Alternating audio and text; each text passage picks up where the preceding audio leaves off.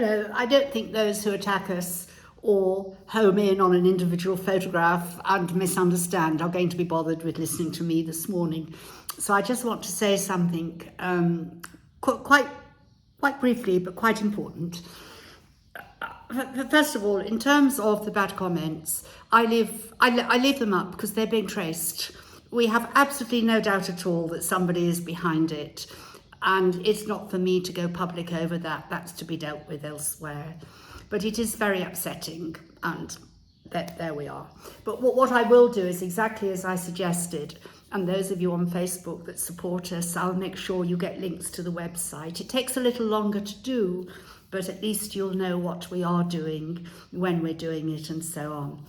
But what I want to say to you now is this. I'm going to the UK on Tuesday, day after tomorrow. I'll only be away for 2 or 3 days, and I'm going to do charity commission business.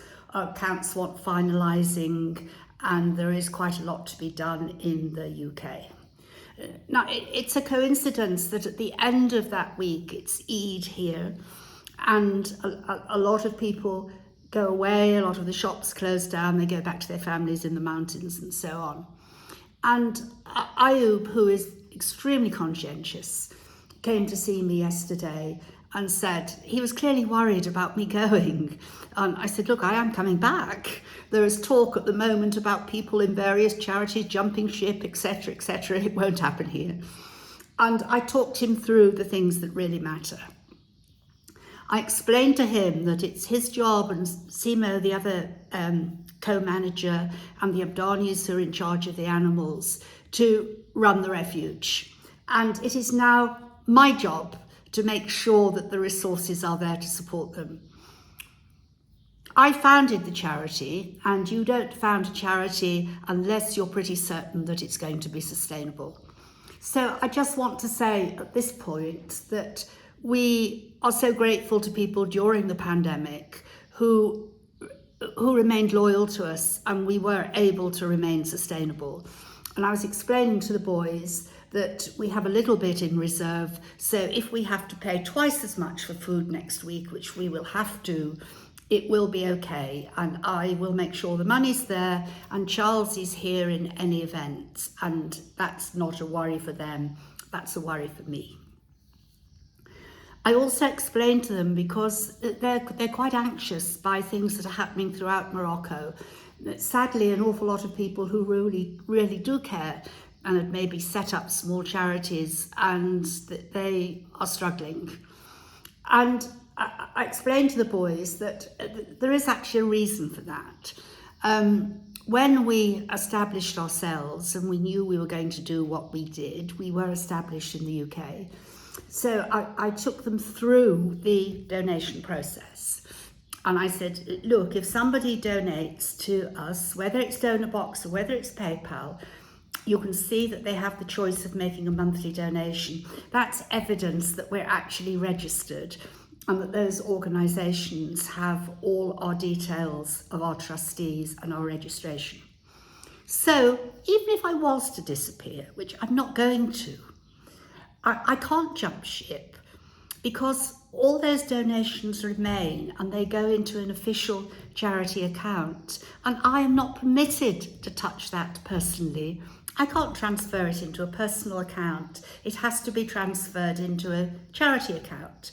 So if anything happened to me, what the boys know is that they can trace the money coming in, where it's gone to, and can make sure that it ends up where it should be, here in our charity account in Morocco. That is a little time consuming, and to use these mechanisms to do it properly, we have to pay some commission, but that commission is well worth every penny, because it also keeps our records, which are downloadable at any time, and they can be sent to the authorities or the accountant, whichever is the best to do at that particular time.